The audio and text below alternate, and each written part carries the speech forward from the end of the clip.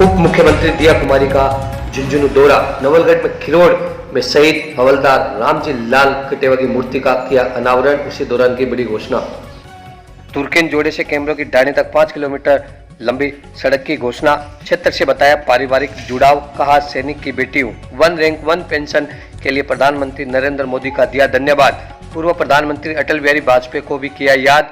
कहा शहीदों की पार्थिव देह उनके घर तक पहुंचाने का काम वाजपेयी ने किया। देखिए झुंझुनू दौर पे रही बनाने का जो संकल्प लिया है हमारी सरकार ने, उस संकल्प को भी बहुत जल्दी पूरा करने का हम सब मिलकर कार्य करेंगे।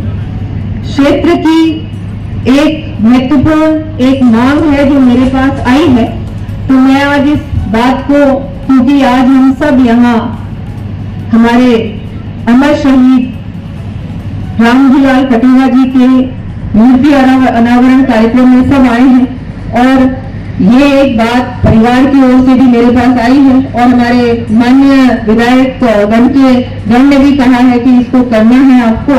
तो मैं आज एक सड़क की घोषणा करती हूँ कि गांव खिरोड़ के राजस्व गांव तुर्कानी जोड़ी से कैमरी की ढाणी तक 5 किलोमीटर डामर सड़क मार्ग शहीद हवलदार रामजी लाल कटेवा के नाम से बनवाने की घोषणा करती हूँ।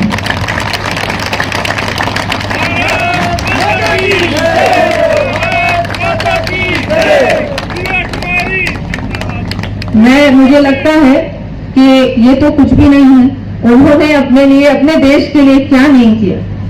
उन्होंने अपने परिवार के मुखिया को देश के नाम उनका जिस तरह से वो उनके परिवार के मुखिया चले गए हैं सिर्फ और सिर्फ देश के लिए, तो मुझे लगता है ये सड़क क्या होती है, कुछ भी नहीं। अभी तो हमको ये करना है कि जितने भी हमारे परिवार हैं जिन्होंने देश के नाम जिन शहीद परिवार हैं उनके लिए हम क्या कर सकते हैं, वो भी कोई ऐसी योजना बने। और इस सरकार में मुझे लगता है कि मेरा भी दायित्व बनता है, क्योंकि मैं भी एक सैनिक की बेटी हूँ, जैसा कि आप सब जानते हैं। और इस क्षेत्र से भी मेरा पारिवारिक जुड़ाव भी, तो परिवार का भी जुड़ाव है और सेना से भी जुड़ाव। और मेरे पिताजी तो जब तक आखिरी समय तक भी वो अपने आप को एक आर्मी मैन ही समझते थे, सैनिक ही समझते थे, राजा नहीं समझते थे, कभी समझा भी नहीं है। और वो ही संस्कार हम सभी ने देखे हैं, सीखे हैं। तो मुझे लगता है कि मैं भी एक बात रखूंगी आगे की, क्या हम कर सकते हैं कि जो हमारे शहीद परिवार हैं, हमारी सैनिक हैं, उनको आगे बढ़ाने के लिए, उनको और मजबूती दिलाने के लिए, उनके जो बच्चे हैं उनकी शिक्षा के लिए भी क्या ऐसी योजना बन सकती है जिससे कि और अच्छा उनका आगे भविष्य हो। क्योंकि वो तो सब कुछ देश के नाम सब कुछ बलिदान देते हैं, देश को सब कुछ दे देते हैं, लेकिन देश का भी कर्तव्य बनता है कि वो ऐसे परिवारों को सम्मान भी दे और कुछ अच्छा उनका काम भी हो। तो मैं धन्यवाद देती हूँ एक बार फिर कि आपने मुझे यहाँ बुलाकर इतना मान सम्मान दिया और इतने अच्छे कार्यक्रम में, इतने ऐसे सम्मानित कार्यक्रम में मुझे यहाँ बुलाया।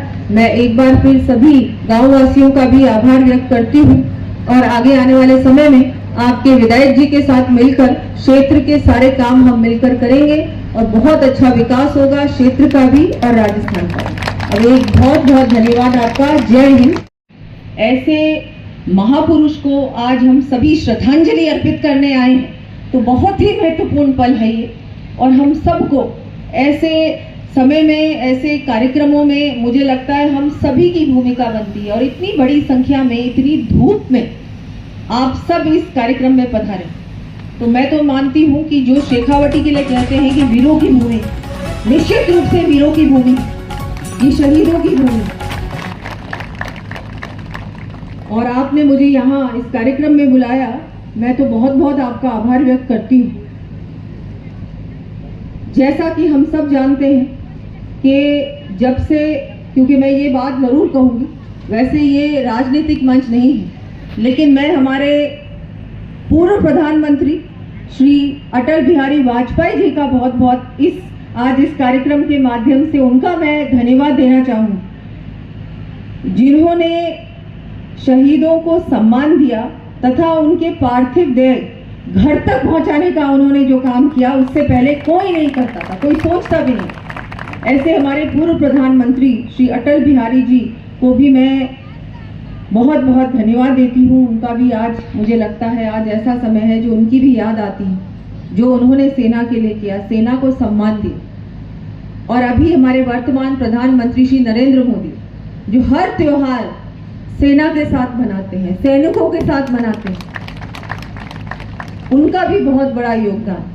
आज आपने देखा भारतीय जनता पार्टी हमेशा सैनिकों के साथ रहती। कहीं भी कार्यक्रम होता है, कहीं भी ऐसी बात सुनने में आती है कि किसी सैनिक ने अपनी जान न्यौछावर की है देश के लिए, तो तुरंत भारतीय जनता पार्टी का कोई भी हो, चाहे विधायक हो, मंत्री हो, मुख्यमंत्री हो, चाहे प्रधानमंत्री जी भी स्वयं ही वहां पर जाते भी हैं, परिवार को सम्मान भी देते हैं और आगे के लिए उस शहीद के लिए क्या कर सकते हैं उसकी चिंता भी करते हैं।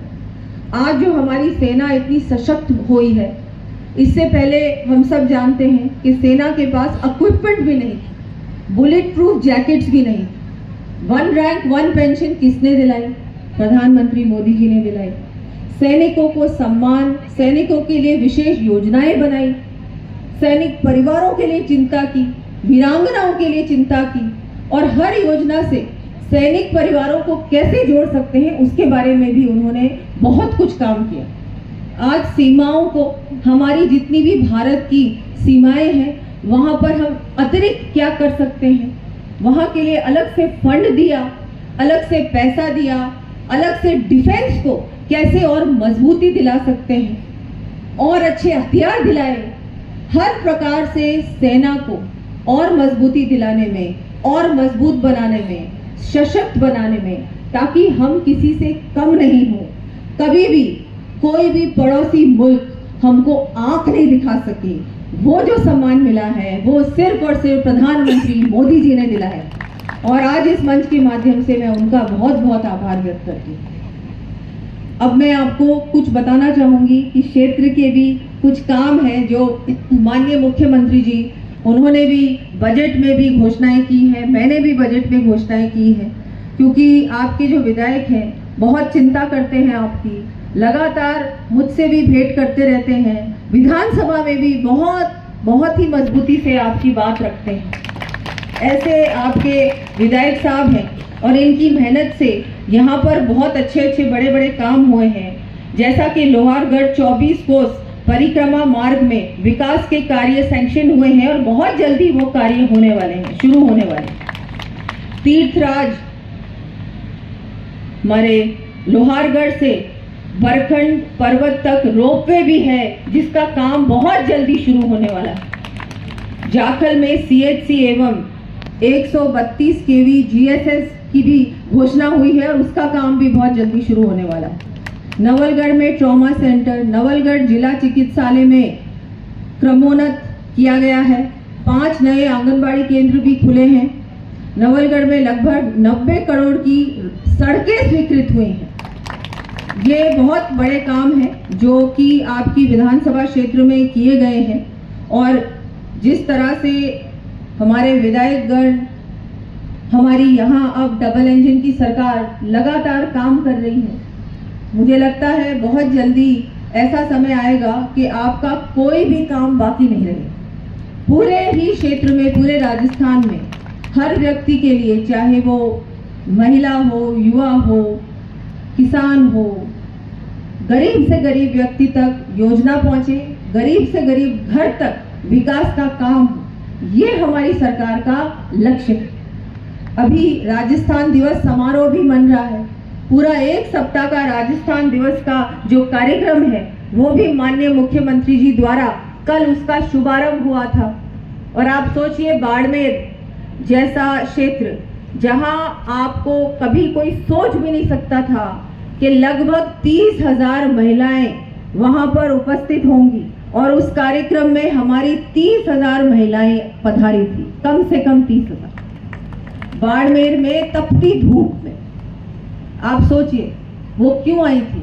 वो इसलिए क्योंकि उनको विश्वास है, उनको विश्वास है मोदी जी पर, उनको विश्वास है भारतीय जनता पार्टी की सरकार पर। और मैं आपको पूरा आश्वासन देती हूँ कि हम सब मिलकर आपके विश्वास को कायम रखेंगे, और ना केवल कायम रखें, हम मिलकर प्रयास करेंगे। क्योंकि जब प्रधानमंत्री जी कहते हैं सबका साथ सबका विकास, सबका विश्वास, सब्सक्राइब करने के बाद ना घंटी बजा देना, ताकि जब भी मैं कोई न्यू वीडियो अपलोड करूं तो तुम्हारे फोन की घंटी भी बजे। नहीं है जो पीछे रहेगा। हर व्यक्ति को, हर वर्ग को, हर व्यक्ति को बिना किसी भेदभाव के उनका काम भी होगा और हर क्षेत्र का विकास भी हो। तो मैं आपको पूर्ण रूप से आश्वस्त करती हूँ कि हम सब मिलकर अच्छा काम करेंगे। अमर शहीद रामजी लाल जी की प्रतिमा का अनावरण कार्यक्रम था और यहाँ मैं नवलगढ़ विधानसभा क्षेत्र में आई हूँ और बहुत अच्छा लगा सबके बीच आकर। ये तो वैसे भी वीरों का क्षेत्र है, शेखावटी में हमारे बहुत वीर सैनिक हैं और शहीदों का भी ये मैं तो मानूंगी कि ऐसी भूमि है, ये बहुत ही तपोभूमि है शेखावटी।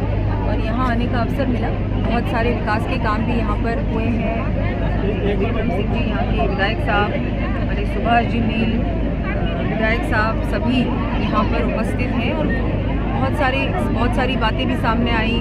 लोगों ने अपने काम भी बताए, तो उस पर भी कार्रवाई होगी। और जैसा कि राजस्थान दिवस का सप्ताह भी कल से हम लोगों ने कार्यक्रम की शुरुआत की है। मुख्यमंत्री जी ने बाड़मेर में शुरुआत की। बहुत भव्य जो महिला सम्मेलन था, बहुत भव्य था, ऐतिहासिक था। और उसके बाद रोज़ाना कहीं ना कहीं कार्यक्रम है। बहुत सारी सौगातें दी जाएंगी महिलाओं को, किसानों को, युवाओं को, गरीब से गरीब व्यक्ति को। पहली बार ये राजस्थान सप्ताह मनाया जा रहा है। इससे पहले एक दिवस का ही कार्यक्रम रहता था। क्या मनसा है सरकार? बहुत अच्छा है। मुझे लगता है कि हम सबको गर्व होना चाहिए हमारे राजस्थान पर, हमारे प्रदेश पर। और इस तरह से पूरा सप्ताह भर की जो कार्यक्रम है, अलग अलग जो हमारे डिपार्टमेंट्स हैं उनको जिम्मेदारी दी गई है कि आप लोगों को भी करना है। और साथ के साथ सिर्फ कार्यक्रम ही नहीं है, यहाँ पर बहुत सारी, जैसा कि मैंने कहा, सौगातें भी बहुत सारी सौगातें भी मुख्यमंत्री जी द्वारा दी जा रही हैं हर कार्यक्रम में। नई जो योजनाएं हैं उनकी भी क्रियान्विति भी हो रही है, घोषणाएं भी हो रही हैं। तो एक बहुत अच्छा ये मैं मानती हूँ कि जो ये शुरुआत हुई है, जो पहल की है मुख्यमंत्री जी ने, बहुत ही अच्छी पहल है। और ऐसी और ना सिर्फ जयपुर में ही नहीं हो रहे हैं कार्यक्रम, पूरे प्रदेश भर में हो रहे हैं। और सिर्फ संभाग मुख्यालय पे भी नहीं हो रहे, ये किसी भी जिले में जहाँ पर ज़्यादा आना जाना नहीं होता सरकार का, वहाँ जाकर हो रहे हैं। तो वहाँ जब जाया जाता है, पूरी सरकार होती है, तो बहुत सारी समस्याएं सामने आती हैं। प्रत्यक्ष रूप में आप देखते हैं कि क्या कमी है, उसको पूरी की जाए। तो ये भी बहुत अच्छा है, जनता से जुड़ने का, जनता से डायरेक्ट संवाद करने का भी एक अवसर है। राजस्थान वीरों की भूमि रहा है और महाराणा सांगा को लेकर कथित टिप्पणी की गई है रामजी लाल सुमन द्वारा, उसको लेकर बहुत गलत है। मैं निंदा करती हूँ उनकी। उन्होंने किस तरह से, इस तरह हमारे जो महाराणा सांगा है, जिन्होंने मातृभूमि के लिए सब कुछ न्यौछावर किया, ऐसे महापुरुष के लिए इस तरह के शब्द बोलने, वो भी लोकसभा के अंदर सदन में, बिल्कुल गलत है। ये मैं घोर निंदा करती हूँ उनकी। पर मैं ये भी कहना चाहूँगी कि विपक्ष की तो ये एक तरीके से उनकी तो आदत हो गई है ये, कि महापुरुष जितने भी हमारे भारत के महापुरुष हैं उनकी बुराई करना, और जो ये बाहर से आक्रमणकारी आए थे उनकी तो ये बस बड़ाई करते रहते हैं। तो ये जो उनकी सोच है, मुझे लगता है वो भी अब जनता के सामने आ चुकी है कि उनकी किस तरह की सोच है। एक आपने विभाग के अधिकारी